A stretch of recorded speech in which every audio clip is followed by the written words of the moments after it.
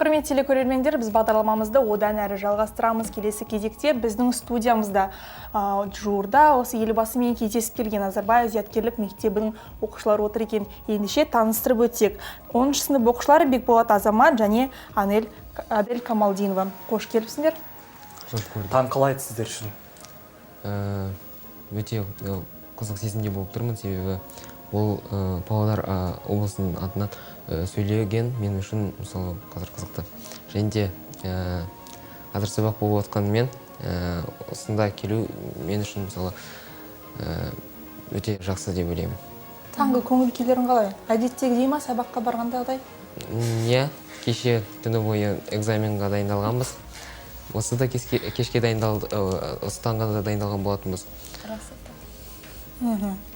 Оқымысты балалар екен, осыдан қарауға болады. Түні бойы экзаменға дайындалады. Әрине. Сіздерді енді жақын арада осы өткен уақытта елбасымен кездесті деп естідік. Сол жайлы айтып өтсеңіздер. 1 желтоқсанда біз Астана қаласында елбасымен кездескен болатынбыз. Бұл форум болды. Форумның тақырыбы Ұлы дала мұрагерлері болды. Бұл форум Назарбаев зияткерлік мектептерінің 10 жылдығына арналған еді. Және де осы тұңғыш президент күні жайлы болған еді. Форумда 400-ден астам оқушы қатысты. Павлодардан 5 адам. Павлодардан 5 адам қатысты. Және де өте көп басқа 20 нештан келген балалар қатысты. Форумда елбасы келіп өз сөзін айтып кетті, және де жаңа концерт болды. Жалпы, әсерлерің қалай? Екінің бірі елбасымен кездесе бермейді. Мысалы, Бекбол екеуміз елбасымен әлі осылай кездесіп көрген жоқпыз. Тек қана теледидардан көреміз, ал сендер барып жақын жүздесіп келдіңдер. Әсерлерің қандай? Мен өте қуаныштымын және ризамын. Өте күшті әсер. Елбасы өз сөзін сөйлегенде бірден бүкіл зал тыныштықта отырған болатын. Себебі бұл елбасы және де оның сөздері біз үшін мысалы өте маңызды болған. Оның мектебінде оқып, оны кездестірген біз үшін сондай мақтаныш деуге болады. Себебі онда әрбіреу бара бермейді. Біздің мектептен 5 баланы алды. Міне бұл Адель және мен, және басқа балалар. Бұны біздің жетістіктеріміз үшін алды. Және де елбасымен Адель кездескен еді. Ал біз балалар бұлай жай ғана отырған едік. Адель кездесіп, оған осындай меморандумға қол қойғызған еді. Және уақыт қапшылығы салынды. Жалпы осы қандай жетістіктеріңіз үшін сіздерді алды? Мен ғылыми жоба 2 жыл бұрын мен ғылыми жоба дайындадым. Шай саңырау құлақтарына байланысты екен, қателеспесем. Азамат, өзің қандай жетістіктермен сол елбасымен кездесуге бардың? Мен осы 2 жыл бойы IT саласында көп жұмыстар атқарып жүрмін. Робототехникадан көптеген халықаралық республикалық орындарға ие болып жүрмін. Және осы соңғы кездері стартаптарға қатыстым, хакатондарға қатыстым. Онда көптеген сыйлықтар алдым. Сол және де ғылыми жобаларым арқасында осы елбасымен кездесуге мүмкіндік алдым. Тақырыптан сұрақ қойсам, кешіріңіз. Қандай ғылыми енді қандай робототехника деп жатсың? Қандай да бір құрылғыларың бар ма, арнайы бір? Өмірімізге пайдасы тиетін мысалы үшін жаңағы ауыл шаруашылығында қолданылатын робототехника саласы мысалы көбінесе соған байланысты шығарады ғой. Ең бірінші біздің жобамыз бұл эко-бағбан болып табылды. Бұл автоматизаттырылған бағбан, ол өзі дәнді дақылдарды егіп, оны адамның көмегінсіз істейтін болатын. Қазіргі таңда робототехникамен аса айналыспаймын, бірақ та мен мобильді қосымшаларды жасаймын. Және де көптеген хакатон секілді сайыстарда онлайн медицина, музей тақырыбында мен осы біздің өңірге арнап мобильді қосымшалар жазғам. Қандай қосымшалар? Қазіргі біздің таңда бір шыққан. Онлайн медицина бұл қосымша арқылы сіз сайтқа тіркеліп, дәрігеріңізбен тікелей сөйлесе алып, мысалы кеңестер алып жазыла аласыз. Енді сіздің мысалы кезекке тұруыңыз міндетті емес, сіз оны тек қана өзіңіз қосымшаңыз арқылы істей аласыз. Бұндай қосымшаны жасауға саған не түрткі әсер етті? Ең алдымен менің ойымша бұл мен үшін тәжірибе. себебі IT саласында тәжірибесіз ешқайда бара алмайсың. Және де шынымен де мысалы поликлиникаларға барып жүрсен кезекте көп тұрасың, анда шу болады, бәрі бір-бірімен қырылысып бітеді. Ал осы қосымша арқылы үйде ғана отырып, сен осы барлық жүйені цифрлеу мен үшін мысалы қызықты болды. Азаматты емханалардағы кезектер шаршатып жүрген ғой деймін. Иә. Сөзіне қарасақ. Жалпы сен IT саласы деп жатырсың. Болашақта өзінің жаңағы болашағында IT саласымен ұштастырғың келетін сияқты, иә? Жалпы қандай мамандықты қазіргі таңда өзіңе таңдап қойдың? Бұл әлі енді нақты емес, бірақ та мен мысалы болашақта iOS бағдарламаушы болғым келер еді, себебі Apple компаниясы өте қазіргі әйгілі компания, және де оның мысалы қосымшалары әлемге қажет болып табылады. Ал оған қосымша жасайтын адамдар өте аз. Сондықтан мен осы салада жұмыс істегім келеді. Адель, өзің?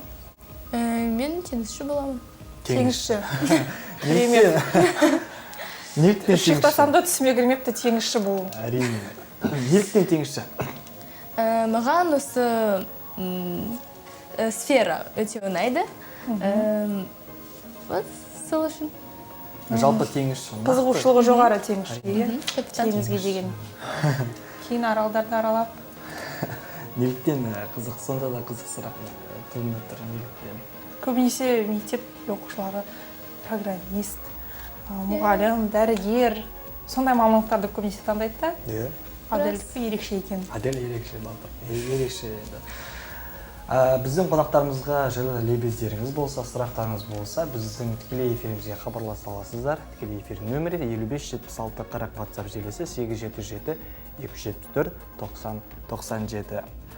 Ал келесі сұрағым жалпы осы қанша жасынан бастап осындай робототехниканы жасай бастадың? Бұл елбасы мектебіне келгеннен бері 7-ші сыныптан мен осы робототехника саласына өте қатты қызығым артты.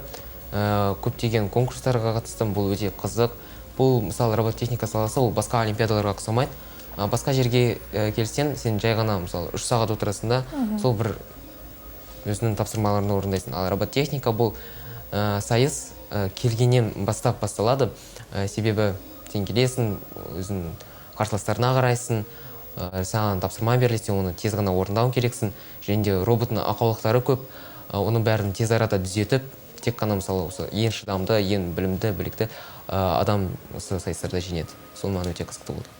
Адель, өзіне оралсақ, жаңағы шай саңырауы құлағы жобасы қазіргі таңда қаншалықты кеңінен таралды? Иә, біз шай саңырауы құлақтан сусын жасалдық диабетиктер үшін. Қазіргі таңда ол сусынға сұраныс бар ма?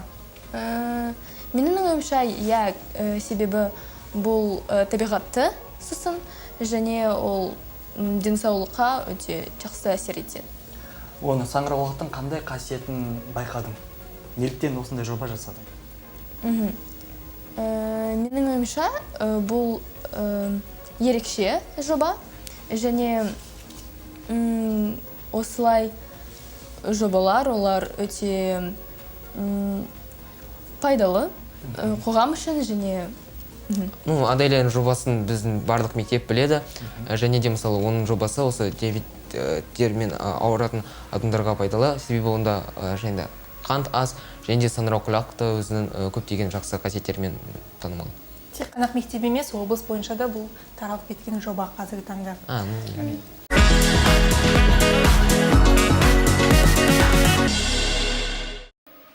Құрметті телекөрермендер, біз бағдарламамызды одан әрі жалғастырамыз. Бүгін біздің студиямызда қонақта Назарбаев зияткерлік мектебінің оқушылары екенін естеріңізге саламыз.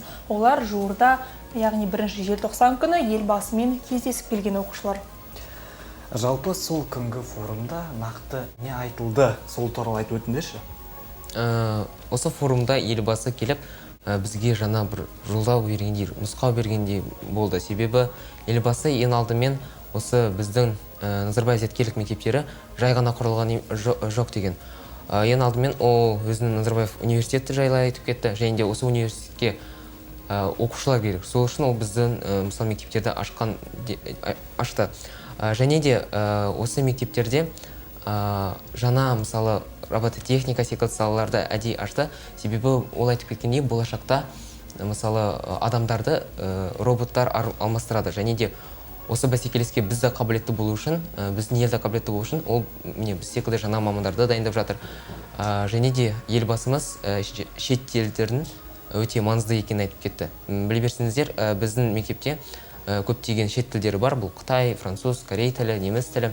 Және де осыны мысалы оқу үшін өте маңызды. Және де елбасы 10 жылда біздің мектептер, бұл мысалы барлық Қазақстандағы мектептердің эталонына айналды деп кетті. Ол бізге одан да сайын мотивация болды, себебі біздің оқушылардың 80%-ы ол айтып кеткендей Назарбаев университетіне түседі екен. Және де 15%-ы шет елдерге түседі. Өзің шет елге оқығың келеді ме? Жоқ әлде отандық университет таңдайсың ба? Өзім мен мысалы шет елге әрине оқығым келеді. Бірақ та мысалы бір нәрсе болып жатса, мен мысалы өз қуанышыммен Назарбаев университетіне барар едім. Себебі бұл шынымен де өте заманауи университет, біздің елбасы салған, және де анда көптеген жақсы специалистер бар, оны бізге бәрін таныстырған. Және де әрине маған университеттің ғимаратыны келесі. Аделя, сен қайда түскің келеді? Сен жаңағы таңдағы мамандығын теңізші дейсің. Ол қай жақта оқытылады оған? Айтып берші. Қазақстанда тек ғана КБТУ, бірақ шетелде бар, және менің ойымша бұл өте күшті. Осы ретте сұрағым келіп отыр, үлгі тұтар адамдарың бар ма? Үлгі тұтар адам өте көп, және де әрқайсынан өзіне бір деген олар жақсы қырларын алғым келеді. Ол мысалы IT саласынан болуы мүмкін, мысалы политика саласынан болуы мүмкін. Мысалы бір үлгі тұтатын адам бұл мысалы өзіміздің елбасымызды алуға болады. Осындай үлкен мемлекетті басқару мысалы мен үшін оңай емес деп ойлаймын. Және де сондай қиын замандарда мысалы осындай мектептерді ашып, жастардың болашағын ойлау біз үшін өте маңызды болды. Себебі болашақта осы келесі жыл жастар жылы болып табылады, және де біз бұнда өте маңызды рөл ойнаймыз. Елбасымыздың осы мектептер ашқаны біз үшін өте мысалы жақсы болып табылады. Аделя, Христофор Колумб демеші? Үлгі тұтар адамың кім сенде? Көп. Әртүрлі саладағы адамдар. Әртүрлі салаларда. Жалпы сендердің сабақ үлгерімдеріне оралайықшы. Қазіргі таңда сабақтарың қалай болып жатыр? 10-шы сынып, алда көптеген емтихандар, сендерде Назарбаев зияткерлік мектебінде олар одан да көп. Оңай емес. 12-ші сынып алда. 10-шы сыныпта біз осы келе жатқан экзамендерге дайындалып жатырмыз. Өте қиын әрине, оның үстінде сабақ та бар, жобалар да бар, шет тілдер де бар. Бірақ та осы 4 жыл оқып, мектепте оның бәріне үйренесің. Көптеген мысалы қиындықтар саған туғызбайды, егер үйренсең. Және де ең алдымен бұл жақсы оқу керек, сабақты қайталап жүру керек. Бірақ та осы барлық экзамендерді жақсы тапсыру үшін көп тер төгу керек, қой Аделя? Елбасы өзінің жаңағы кездесуінде сендермен үш тілділіктің болашағы жайында айтып өтті. Сендер үш тілді нақты білесіңдер, енді 4-ші немесе басқа да тілдер бар ма? Қазір оқып жатқан. Осы жылдан бастап шет тілін таңдау міндетті болып саналады. Мен соған орай өзіме неміс тілін таңдадым. Себебі неміс тілі бұл ағылшын тіліне жақын. Және де мысалы меңгеру жеңіл. Және де мысалы Германияда оқу тегін. Мысалы егер мен жақсы үйренсем, Германияға да мысалы түсуге болады еді. Мен француз тілі оқимын, себебі мен француз әдебиеті жақсы көремін, және бұл өте кеңінен таралған тілдердің бірі. Дыбысталу да деймін. Дыбысталу да керемет болатын. Жалпы осы сұрағым келгені, сіздерде жалпы латын қарпі жайлы қалай болып жатыр? Латын тілі жайлы бізде де дамып жатыр. Себебі мен соңғы кездері біздің мектептерде осындай мысалы плакаттар латынша жазылғанын байқадым. Басында ағылшынша деп ойлап қалдым, қараса мысалы Ыбырай Алтынсариннің кеші деп жазып тұрған мысалы латынша болып жатыр. Әрине мұғалімдер бізді бәріміз осылай моральды тұрғыда дайындап жатыр. өзіміз де арасында интернет желілерінде қарап қоямыз, не болып жатыр дегендей. Бірақ та латын тіліне көшу әркім өзі қалай санайды. Менің ойымша бұл жақсы, себебі біздің бәсекелесіміз артады. Латын тілі бұл ағылшын тіліне ұқсас, және де оны оқу мүмкін оңайырақ болатын шығар. Иә, білсем. Жалпы осы елбасымен кездесер кезде қаншаға жуық оқушы келді? 400 оқушы, бірақ та оның мысалы 200 шақты залда отырды. Ал басқалары бұл концерт ұйымдастырды. Концерт өте керемет болды. Себебі Күләш Шәмшиденің айтып кеткендей, бұл ауыл ништардың бастығы. Концертке бір артист қатысқан жоқ, бәрі өзіміздің өнерлі балаларымыз болды. Олар концерт қойды, хор қойды, биледі. Көлеңке театр. Көлеңке театры болды, өте тамаша. Ақтау қаласынан. Жалпы алдағы уақытқа қандай жоспарларың бар? Робототехника саласында жаңағы зерттеулерге байланысты дәл. Қазіргі кезде мен басқа жобаны және бұл да биология пәнінде және Алдағы уақытта нәтижесін көретін боламыз, е? Азамат өзіңде? Алдағы уақытта мен мысалы Unity бағдарламасында көптеген жаңа мобильді қосымшаларды жасағым келеді, және де мысалы виртуалды, реалды бағдарламаларды жасағым келеді. Мысалы көптеген бағдарламалар жасау мен үшін қызықты болғандықтан, сонда өзімнің шеберлігімді одан сайын артығым келеді. Бірақ та ең бастысы бұл әрине экзаменді жақсы тапсыру, ағылшынды одан сайын жақсы меңгеру, және де неміс тілін жақсы деңгейге жеткізу болып табылады. Керемет. Жалпы енді біздің эфирдің уақыты шектеулі болғандықтан, бізге уақыт бөліп келгендеріңе сендерге мың алғыс. Алдағы уақыттағы сабақтарыңа сәттілік тілегіміз келеді, емтихандарыңа, қорғайтын жобаларыңа сәттілік тілегіміз келеді. Рахмет.